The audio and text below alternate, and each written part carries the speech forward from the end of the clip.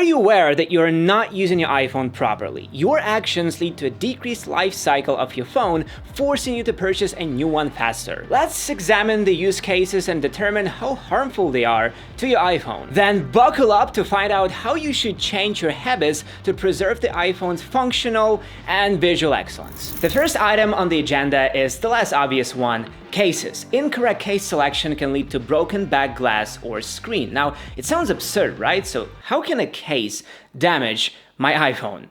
Let me explain. We all love colorful silicone cases. They help showcase personality and express ourselves. Yet, using a $1 case has its drawbacks. All those trashy cases from AliExpress or eBay weren't designed by engineers. Low-quality molds and sturdy rubber, that's what you get. Putting them on and off can lead to twisting your phone and building pressure on the glass. And when the pressure gets too high, the glass shatters. Such a complex repair can sometimes cost more than an entire phone. Additionally, broken glass stops being a shield from dust, humidity, and grease. All those substances will quickly find their way inside your iPhone and start damaging the components. To top all that, you need to consider scratches on the iPhone's body. Cases without proper padding accumulate sand particles in between the phone and the case itself, leaving deep scratches. Most people don't pay enough attention to charging their phones. The majority of issues you may encounter start with incorrect charging. As the technologies progress, chargers become more intelligent. They balance the current and voltage better, thus saving your devices from overcharging. Do you use old power bricks?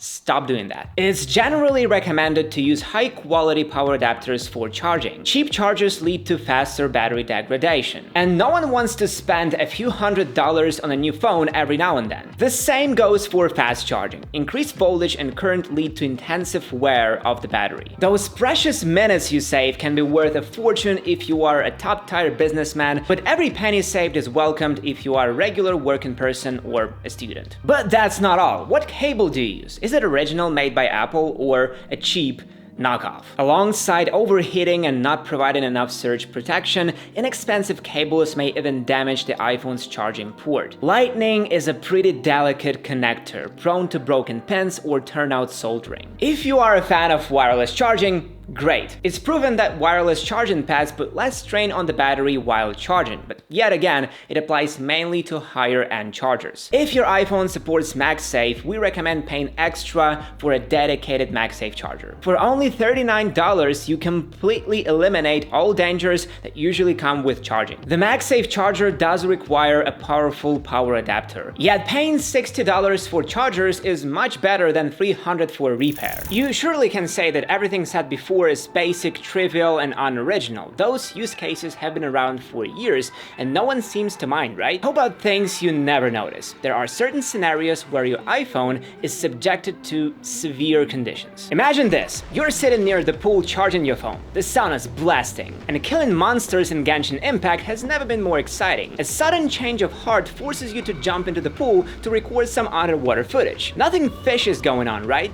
Wrong. At least 2 actions may lead to a full-fledged explosion. This story presents 4 mistakes anyone can make while using their iPhone. You've guessed the first one: prolonged exposure to high temperatures. Modern phones are made of metal and glass, which makes them great at heat conduction. All those photons from the sun increase the external and internal temperature of a phone. The chemicals in batteries start acting weird, engaging in uncontrolled reactions. High temperatures alone might result in an explosion if the device was left under direct sunlight for long enough. Avoid hot environments if you don't want to get burnt or buy a new phone. Also, gaming while charging. The energy management system in your iPhone is designed to control energy flow. Simultaneous charge and discharge put those algorithms to the test while also damaging the battery. The whole structure of battery just screams about consistency and order. The charge should come after the discharge, not simultaneously. When the cycle is broken, the dangerous chemicals are brought outside their safe zone, leading to faster deterioration, decreased battery health, overheating, and possible explosion. So,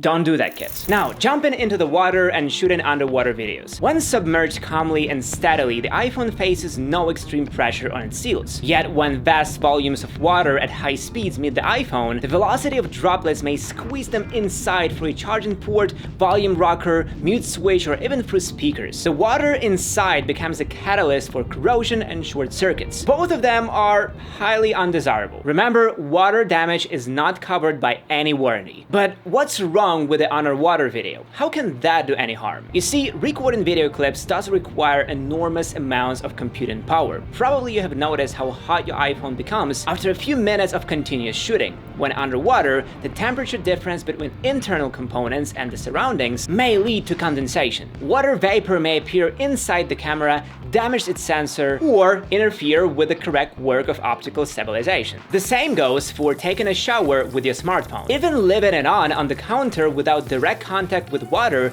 may result in an urgent need for a new cell phone. Vapor, again, sneaky one. Through the smallest seams, it penetrates the delicate insides of an iPhone. It gets everywhere, on every chip and connector, leaving no instant trace. But in the long run, it's truly a silent killer. Like a spy or ninja, it destroys the structure from within. Even the newest water-resistant standards can do practically nothing about it. How good are you with self-control? When nervous, we tend to spin things with hold, explore all cavities and seams with fingers and nails. Did you know that fidgeting is the second most popular cause of expensive repairs? People drop phones while subconsciously spinning them, break buttons by pressing them to actively, tear out charging pins and screens by prying them with uncut nails. Such destructive behaviors should be contained. If you are prone to similar actions, try paying more attention to what your hands are doing. This way you could avoid awkward looks of repairmen when they see your lightning port torn off or broken screen with bits of your nails under it. Now, do you leave your iPhone always on? The longest period I haven't rebooted my phone was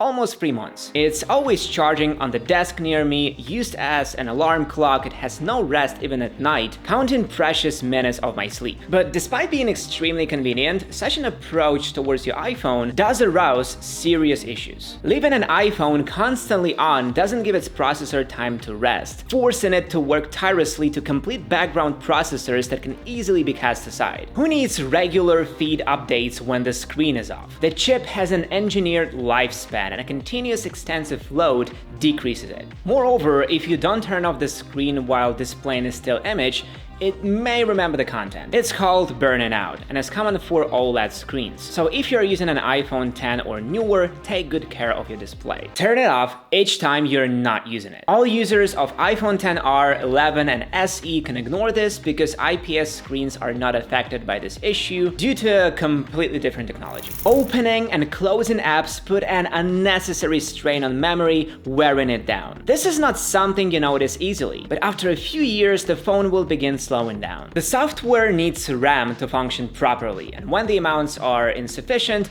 bugs appear. Installing beta software is yet another hazard to your iPhone's longevity. Beta profiles allow for testing unreleased features much faster than they become available to the public. However, software pieces that weren't tested properly do not guarantee stable performance. iOS betas drain the battery much faster, run CPU at higher frequencies, and make more read and write manipulations on the physical memory. I recommend avoiding installing beta software on your devices. If you are extremely cautious, better skip a few release versions completely. The best time to install a system update would be November. The 2-month delay won't hurt you but will save your phone from dying faster. You've probably seen those videos where people clean lightning ports and speaker grills with toothpicks, metal pins, needles, etc. All those cleaning life hacks, despite looking really easy and comprehensible, similar actions, if performed by inexperienced people, lead only to further damaging already unhealthy devices. As already said, the charging port on an iPhone is a fragile element that can be broken effortlessly. The charging pins are made of very thin metal, and incorrectly applied pressure can tear them off. Cleaning speakers with alcohol or solvents is also a bad idea. Chemicals can soak deep inside, leading to distorted audio or total component failure. I'm guessing now you're pretty scared and wondering, should I just stop using my iPhone altogether? No, of course not. I'm just making a point. Be careful and respectful with your gadget. Its complexity has made it fragile. Software is prone to experiencing bugs and hiccups, glass and metal bodies can be easily shattered, and internal components die after a single water droplet. Of course, we live in a disposable world of consumerism, where anything can be bought, but with the current increasing emphasis on recycling and reusing, neglecting your smartphone seems like a dumb idea. The more phones get broken, the more waste is produced. And if we don't wish to live on a planet straight from a Wall-E, a certain amount of care must be put into each electronic device we own. Let's make an important clarification. There is no singular thing that will definitely destroy your phone. It's a set of small actions and habits that, when combined, lead to disaster. Don't be hard on yourself if some of the mentioned routines are a part of your life. If you want your iPhone to deliver joy and happiness for a long time, then take good care of it. Buy original accessories, don't overheat or overcharge your phone, avoid exposure to water, and you'll be fine. I'm confident that after you eliminate some of the previously mentioned bad habits from life, your iPhone will serve you well for many years to come.